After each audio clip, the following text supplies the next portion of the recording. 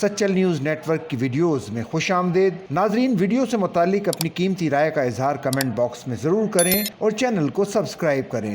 آج ہمارے ساتھ موجود ہیں سابق وفاقی وزیر داخلہ اور سابق governor Sindh lieutenant general retired Moinuddin Haider. General صاحب، یہ بتائیں کہ ایک طرف تو سیز فائر ہو چکا ہے بھارت کے ساتھ، اور مودی صاحب اور ان کے وزراء جو ہیں وہ مختلف پاکستان کو دھمکیاں دینے، کیا ان کے ارادے کیا لگ رہے ہیں؟ ان کو کافی زخم لگا ہے گہرا، جو اپنی قوم سے پوری طرح وہ شیئر نہیں کریں ہندوستان میں، لیکن یہ دنیا کی خبروں سے ان کو چل رہا ہے کہ ان کو ہزیمت اٹھانی پڑی ہے اور وہ کچھ بدلہ لینے کے سلسلے میں ہوں گے، وہ چکر میں ہوں گے کہ پاکستان کے ساتھ کس طریقے سے بدلہ لیا جائے۔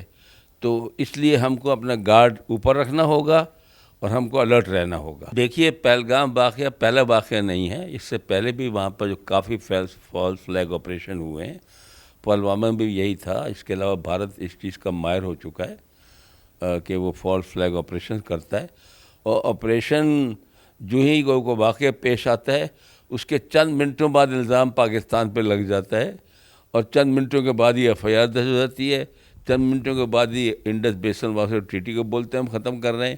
یہ سارا پلانڈ ہے پہلے سے، اور یہ سارا پاکستان کو دباؤ میں لانے کی کوشش ہے جو ہمیشہ کرتے رہتے ہیں۔ وہ کافی عرصے سے آہستہ آہستہ وہ انڈس بیسن واٹر ٹریٹی کے بارے میں بات کرتے ہیں، اور ایک ان کا میجر جو ہے وجہ اپنے، خیر پانی ہر کوئی کسی کو زور سے استعمال کرنا چاہتا ہے، لیکن ساتھ ساتھ وہ یہ بھی کہتے ہیں کہ پاکستان کو جو ڈیم جتنے بنانے چاہیے تھے پاکستان نے نہیں بنائے، اور پاکستان جب اچھی بارشیں ہوتی ہیں اور اچھا پانی آتا ہے گلیشیئر کے پگھلنے سے، تو پاکستان ایک کافی بڑا اس کا حصہ جو ہے وہ سمندر میں ہر سال پھینک دیتا ہے اتنی قیمتی چیز کو، تو وہ ڈیم نہیں بناتا۔ نمبر ایک بات تو یہ ہے، تو وہ کہتے ہیں کہ دوسرا ہمیں پانی کی ضرورت ہے، لیکن انڈس بیسن ٹریٹی کو یک طرفہ طور پر وہ منسوخ نہیں کر سکتے۔ اور دوسری بات ہے، انڈس بیسن ٹریٹی تو 1960 میں طے پائی ہے۔ یہ ایج اولڈ اصول ہے کہ آپ کسی نیچے والے جو ممالک ہیں یا لوگ رہتے ہیں ان کا پانی نہیں روک سکتے۔ پانی ہماری زراعت اور ہماری زندگی کا دار و مدار اس پر ہے، اور 3 دریا ان کو ہم پہلے دے چکے ہیں، تو پاکستان کو جو ان کا خیال ہے بنجر بنا دیں گے، ظاہر ہے ریڈ لائن ہے جو پاکستان قبول نہیں کرے گا، اور اس کے اوپر پاکستان جنگ چھیڑ دے گا۔ پاکستان کی فوج ایک پروفیشنل فوج ہے، اور ریسورسز اور وسائل کی تنگی کے باوجود بھی اس نے قدم ملا کے رکھا ہے ہندوستان کے فورس کا۔ ہم کوشش کرتے ہیں کہ کرٹیکل ایریز جو ہے، طوفانہ ہے، ٹینک ہے، ایئر ڈیفنس لانا، اس میں کم از کم اگر ان کے پاس 3 کا عدد ہے تو ہمارے پہ کم از کم 1 ہونا چاہیے۔ 1:3 ریشو تو ہم برقرار رکھتے ہیں۔ ایئر فورس میں بھی ریشو زیادہ ہے ہماری، کہ ان کی بہت زیادہ ان کے پاس جہاز ہیں، لیکن ہمارے لوگوں کی ٹریننگ اچھی ہے، پروفیشنل اچھا ہے، جذبہ اچھا ہے، اور دوسری بات یہ ہے کہ جو ہم ٹیررزم کی وار میں کافی حصہ لے چکے ہیں، اس سے کافی ہمارے لوگ جو ہے وہ ٹرینڈ ہو گئے ہیں۔ تمام لوگ جو آپ کو پتہ ہے، کوئی ادھر بھی اپنا بلوچستان میں بھی اور وزیرستان میں بھی کافی تو تجربہ کار فوج ہے، جس کو دنیا میں اس چیز کو تسلیم کیا جاتا ہے کہ پاکستان کی فوج ایک مضبوط اور پروفیشنل فوج ہے۔ تو انہوں نے ایک ہندوستان کو اس لیے جو ہے میرے خیال میں شکست دی اس چھوٹے سے مارکے میں 100 گھنٹوں کا جو تھا۔ بھارت کو ایک سپر پاور کے طور پہ سامنے لایا جا رہا تھا، کچھ امریکہ، کچھ بڑی طاقتوں کی خواہش تھی۔ اس جنگ کے بعد کیا سمجھتے ہیں کہ بھارت کی اہمیت کم ہو گئی ہوگی؟ اس جنگ سے پہلے بھی بھارت کا خیال یہ تھا کہ چوتھی بڑی فوج ہے، بہت بڑا ملک ہے، بہت بڑا GDP اور ان کا ٹریڈ سرپلس ہے آج کل، اور ان کو پیٹ ٹھوکتا ہے امریکہ اور ویسٹ کہ آپ چائنا کے خلاف اٹھ کھڑے ہو جائیں۔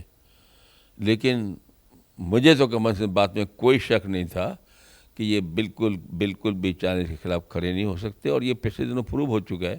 چائنا نے جو کلیم کیے ہوا ہے اروناچل اور باقی علاقے، چائنا ان سے لیتے جا رہے ہیں، یہ واپس حملہ نہیں کرتے ان پر، نہ حملہ کر سکتے ہیں۔ تو چائنیز تو کہتے ہیں لداخ بھی ہمارا ہے اور یہ بھی ہمارا حصہ ہے، تو وہ بھی کشمیر کے مسئلے میں پھر ایک فریق ہی بن گیا ہے۔ تو نہ وہ چھوٹی جو ہوتی رہی ہیں چین سے جنگیں، اس میں کبھی جیت نہیں سکا ہے، تو یہ اس کا پھر پاکستان کے ساتھ جو اس کو ہزیمت اٹھانی پڑی، اسپیشلی جو اس کے ماڈرن طیارے تھے فرانس کے، وہ بھی گرا لیے پاکستان نے، اور پاکستان نے ایک اچھا ثبوت دیا ہے اپنا پروفیشنلزم کا اور ان کو نقصان پہنچانے کا.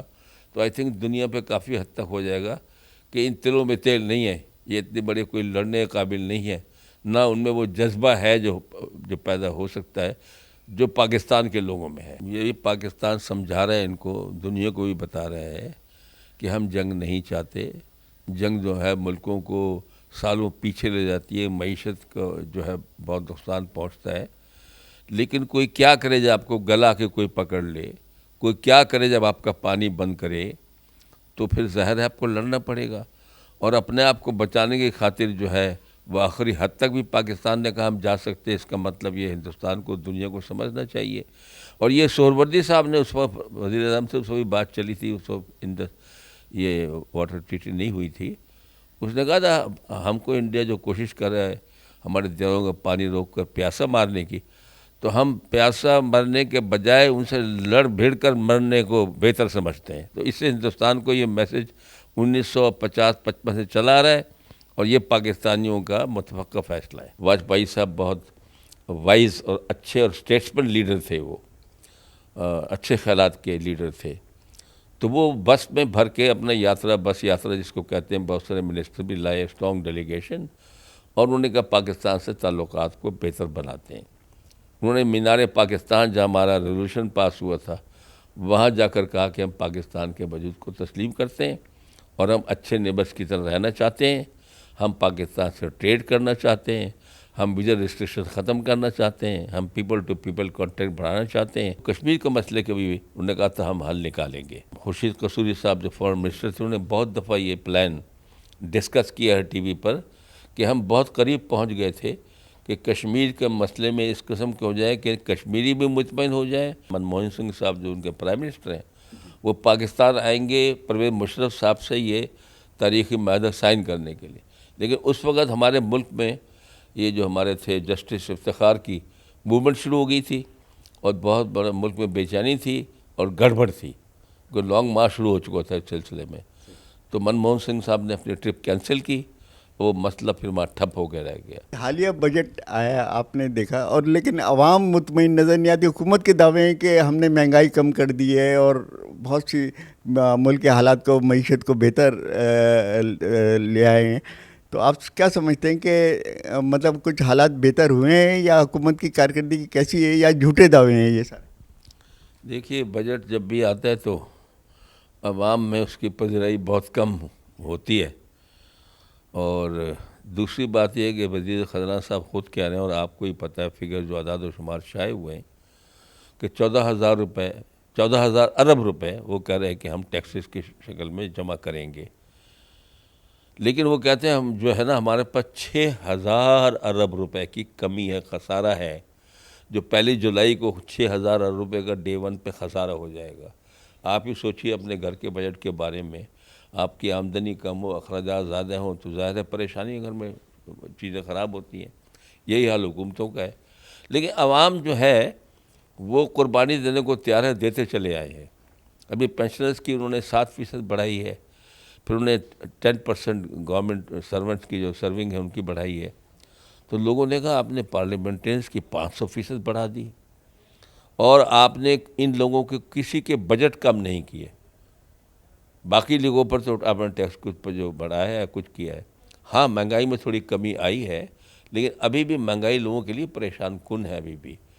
تو ظاہر ہے کہ جب ملک میں ریسورسز ہی نہیں ہیں تو عوام کو کیا دیا جا سکتا ہے. لیکن اگر جو وزراء ہے اور ایلیٹ طبقہ ہے ان پر ٹیکس بڑھایا جائے، یا جو پارلیمنٹیرینز ہیں ان کی گاڑیوں کے فلیٹ اور یہ ان چیزوں پہ قابو کیا جائے، ان کے باہر کے دوروں پہ قابو کیا جائے، تو عوام کو خوشی ہوگی کہ بھئی ہم بھی کاٹ رہے ہیں، قربانی دے رہے ہیں، تو یہ بھی قربانی دے رہے ہیں. 18ویں ترمیم سے آپ سمجھتے ہیں کہ کچھ مسائل حل ہوئے ہیں؟ ہاں سیاستدانوں کو تو فائدہ ہوا ہے، پارٹی لیڈرز کو بھی فائدہ ہوا ہے، لیکن عوام کو بہت فائدہ نہیں ہوا، اور پارٹیز اور پارٹی ہیڈز کو بہت فائدہ ہوا ہے.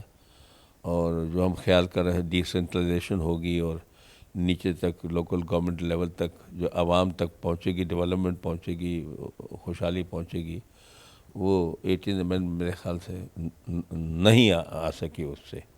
تو لوگوں کا خیال یہ ہے کہ اس کو ریوزٹ کرنا چاہیے، لیکن وہ چھیڑنا نہیں چاہتے کنسٹیٹیوشن کو بہت زیادہ. کچھ لوگوں کا خیال ہے کہ اس کو ریوزٹ کرنا چاہیے. اچھا، شکریہ بہت بہت جنرل صاحب، آپ نے SNN TV چینل کو ٹائم دیا.